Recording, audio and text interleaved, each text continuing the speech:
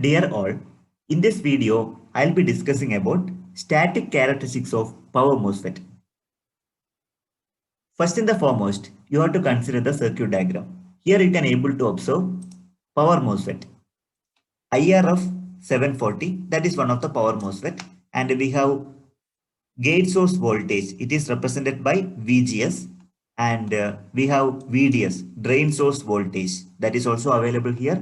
Then in order to limit the current, we are having current limiting resistor. So these are the peculiarities which will be helpful for doing the static characteristics of power MOSFET.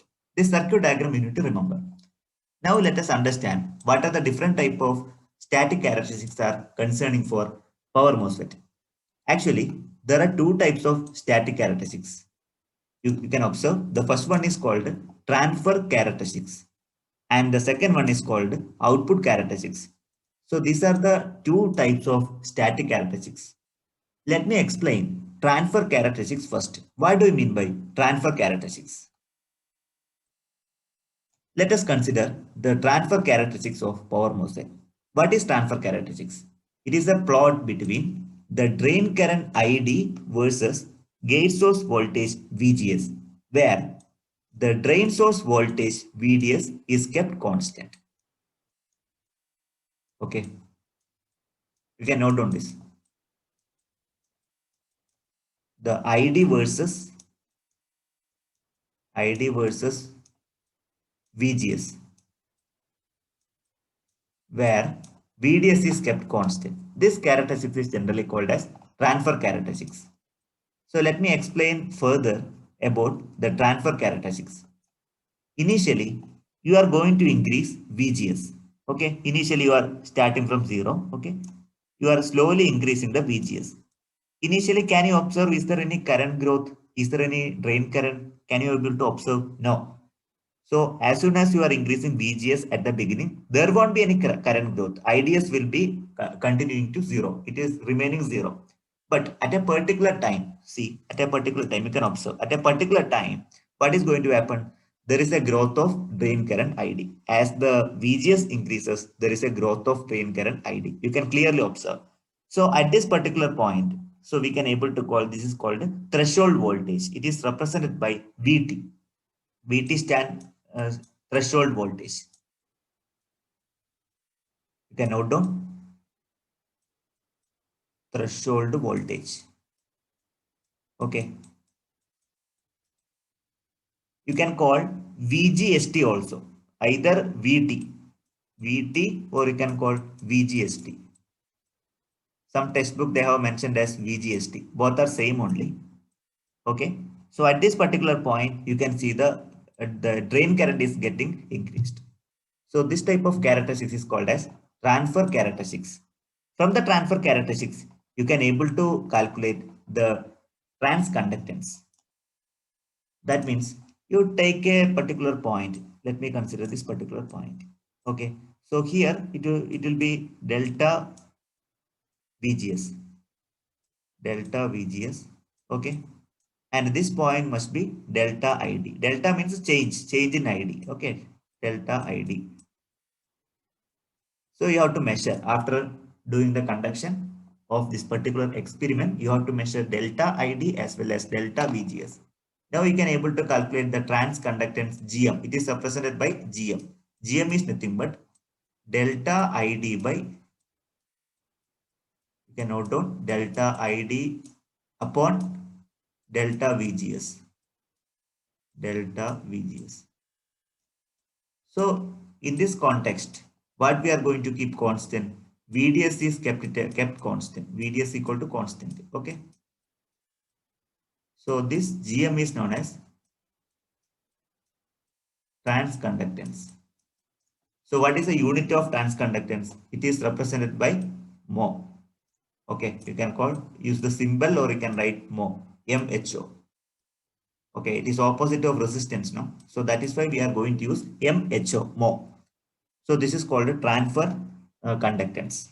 Okay, these characteristics are generally called the transfer characteristics. So we have calculated the transconductance also. You have to remember this formula. and what is the unit of transfer conductance, or you can call transconductance, that is equal to mho. So this is one characteristic. This is concerning the static characteristics. Let me discuss about the second type of characteristics, that is called output characteristics. You can note down, this is called output characteristics. So what is output characteristics? Output characteristics is nothing but the drain current ID versus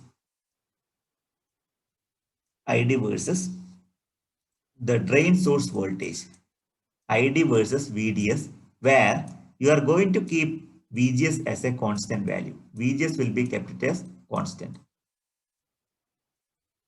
Okay. So this type of characteristics is generally called as output characteristics. Here, the total area will be divided into three. The first region is called as cutoff region. In this cutoff region, the device will act as open condition or off condition. The second thing is called saturation region. Okay, in this saturation region, the device will be completely on. The third region is called as ohmic region. Okay, it is also known as linear region. In case of ohmic region, the VDS will be directly proportional to ID. Okay, so this region will act as an amplification mode. Okay, so these are the three regions which are comes under the output characteristics. So let me inspect individually. So what is the speciality of the cutoff region? I have written over there. You can see the explanation. See, in case of cutoff region, obviously the switch is under off condition. There won't be any current flow through it here. This is called the cutoff region. So which I have mentioned very clearly. Okay. So moving on to the saturation region, here we can say that the drain current is kept constant. Okay, so after the pinch off value, these are the pinch off value. You can able to see the pinch off value. See, these are the pinch off value. After the pinch off value, the drain current is kept constant. See, drain current, the constant value of drain current will be taking place in this region. Okay, and also we have to say that this region will be proposed for switching operation. Major switching operation will be done under this mode, and also the switch will be under closed condition. Okay, so that is the speciality of the saturation region. So moving on to the third peculiarity or third region, that is called ohmic region. So you know the Ohm's law, all the things you know. So in case of ohmic region, the device that will act as an amplifier, you can use the device for amplification purpose. This is also known as linear stage or linear region. Okay, they have written as linear region. So mainly this region focusing on amplification region or amplification functionality. Here we can say that as the VDS increases, so you can observe as the VDS increases, what is going to happen? The ID also will be getting increases. So both are directly proportional here. That is why it is known as ohmic region. You can see here. See, whenever I am going to increase VDS, there is a growth of current that is taking place linearly. That is why it is known as the linear region. Okay. So this is the speciality of the output characteristics. Okay, we have studied about the three region and the functionality of these three region. Mainly in this session, I have discussed about what do we mean by static characteristics. What are the two types of static characteristics? One is the transfer characteristics and the second one is called output characteristics. I have explained the importance of each characteristics such as output characteristics as well as transfer characteristics. And also one more thing, from the output characteristics, you can see the output characteristics. So from the output characteristics, you can able to calculate the output resistance. That I forgot to tell you. So take a particular point and you can construct a particular, you can able to calculate the slope. So you can able to compute the slope. Slope means y-axis by x-axis. Okay, like we have calculated the transconductance in case of transfer characteristics. Likewise, you can able to calculate the slope. That means delta ID you can able to measure. Similarly, you can able to measure delta VDS here.